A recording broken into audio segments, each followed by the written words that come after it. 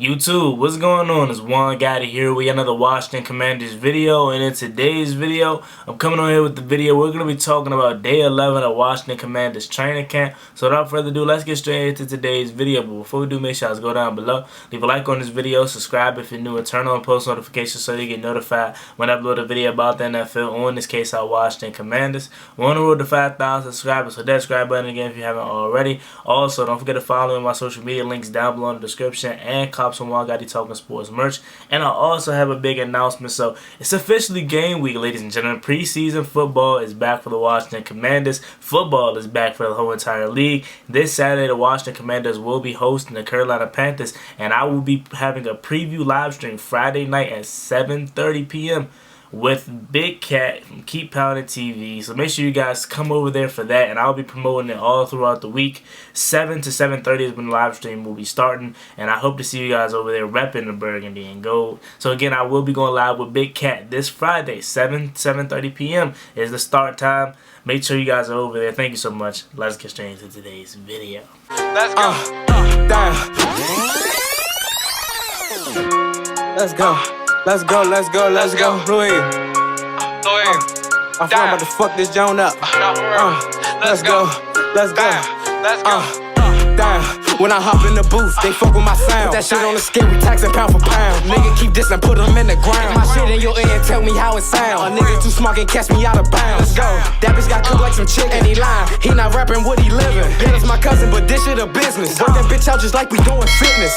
So, day 11 of training camp. As you guys know, we are fresh off of the open practice at FedEx Field. Again, it was a great time, great night, meeting a lot of you guys out there that watch the videos and seeing a lot of my Washington Commander brethren, you know, in this community. Rio Robinson, the GOAT, Ed Oliver, Tone, Protect Sports, On the Warpath, so many other great people, DMV Sports Zone, the whole gang.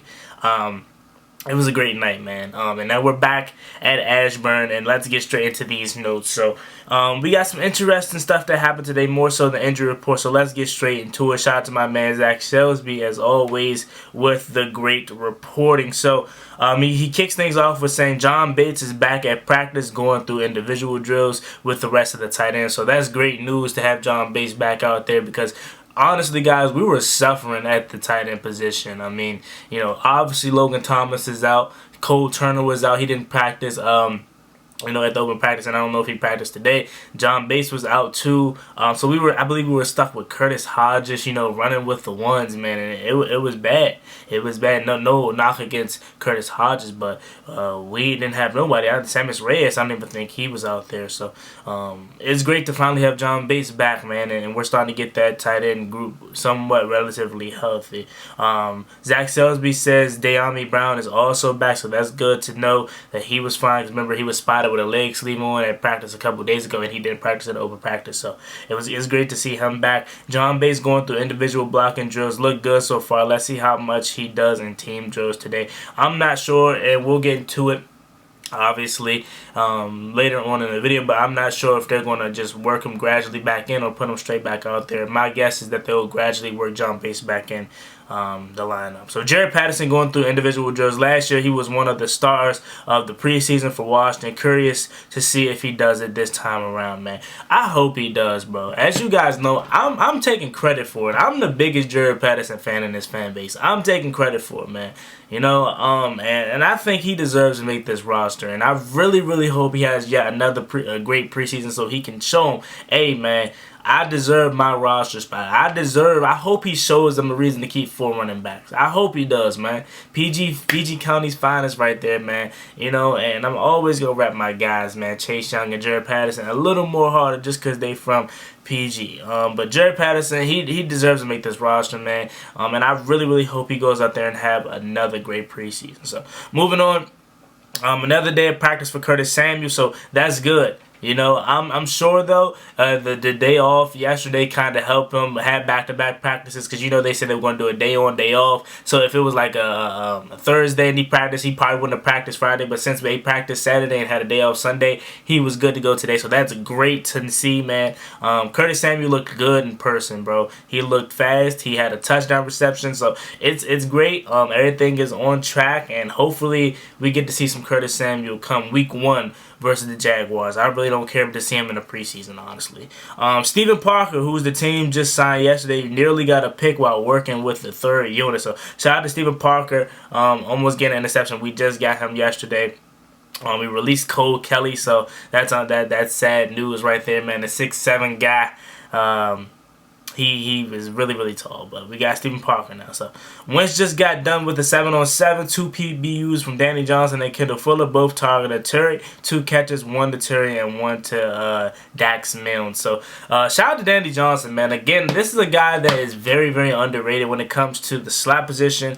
I really think they need to at least give him a chance to show what he can do. I think he can play slot at a really, really high level in this league. And he may be a guy that we are not considering to be the punt return / kick returner here. Like, we're talking just strictly on the wide receiver room, Alex Erkin and Dax Milne. But remember, in 2019, the kick returner was Danny Johnson. So I wouldn't be surprised if his way on his roster is to be the kick returner and provide some cornerback depth for us. So watch out for Danny Johnson possibly being the kick returner.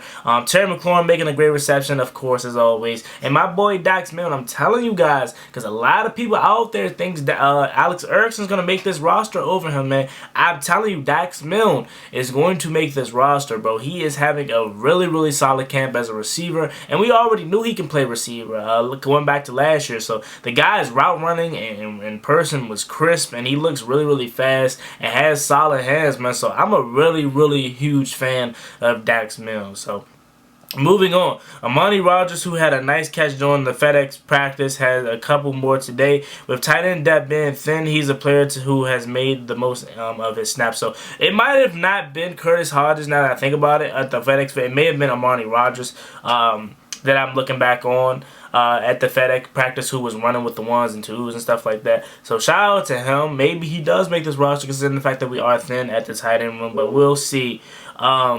Moving on to the next tweet here. Wentz just got done with the 7. Oh, that's the other tweet. Okay, so Wentz is in his second round of 7-on-7. Completed all 3 passes, 2 to Dawson and 1 to McKissick. So it looks like Wentz is on fire today. Shout out to Carson Wentz for, balling per usual so far in camp, at least. A lot of people don't let the media fool you. Yes, he was a little high, a little wide at times, at the FedEx practice, but he's still working out the kinks. But we'll get there, okay? So moving on, it says One's wrapping up this 11-on-11 period with a throw and catch to Curtis Samuel. He brought in a couple catches today. Doesn't look bothered health-wise at all. So again, that is phenomenal news right there, man. We want to hear more positive news coming from Curtis Samuel. Again, you can ask anybody that was there, but I'm going to speak for myself since I was there for you guys that weren't. He looked good in person. Like, it looked like nothing bothered him. He had a touchdown reception, and according to Zach Selsby today, he looks perfectly fine too. So shout out to Curtis Samuel, man, and I'm praying that we finally can get to see 10 go out there and perform. So moving on, he says Rivera said he has appreciated the maturity of F.A. Obada has shown over the last few weeks. The benefits is that he's big physical defensive end who knows how to set the line. He also is an excellent special teams player. Update on Logan Thomas so far. He's doing pretty good, Rivera says, so that's good. I think he's still going to not be ready for the start of the season. I think he's going to miss the first couple weeks, but it's good to see Logan Thomas is doing better. John Bates was back at practice today, but was limited in team reps. It was still good to have him out there, and the team is slowly transitioning into getting him more active. So again, like I thought they were going to do, like I expected them to do, like they always do with anybody that's injured, they want to gradually work them back into practice and the flow of things. They don't want to just throw him back out there, so he was limited, which is totally fine. Sam Cosmi at the mic now said the difference between his first and second season is night and day, so that's really, really good. Considering the fact of how good Sam Cosmi was before he got injured last year as a rookie, if he's saying his difference between the first and second year is night and day, it could be scary for the opposing team's defensive end, man, to be honest with you. Moving on, Cosmi said it was good to be back at FedEx Field practicing in front of the fans on Saturday. As everyone else said, as a player, Cosmi feels like he's got a good connection with all the guards. He's been practicing alongside him, whether it's Wes White or any other player that's rotating in. So that's good to hear. And I believe that's the last tweet from Zach Selsby. Let's go check out Ethan Cadeau before we get out of here. If not, we can, wrap it up and call it a day. Let's see. Let's check it out. Carson Wentz puts together a few nice throws on 7-on-7, hit Terry McLaurin over the middle, and for a first down. And a few plays later, he hit Jahan Dawson on the outside. So that's good, man. These guys are still building that chemistry, and everyone looks to see back in the swing of things, man. So yeah, there you have it. As always, me and boy Juan Gotti. Like, comment, subscribe. Also to watch the Commanders. And a nice day to get some injured guys back. Some updates on Curtis Samuel. He looks fine. The receiving core looks like they're working out the kinks, and everyone is starting to flow. De'Ami Brown's back in action. So it's a great day, man. And again, the first preseason game is this Saturday at 1 p.m. And I will be doing a preview live stream with the Big Cat from Panthers Nation over there. Keep pounding TV. So make sure you guys stay tuned for that.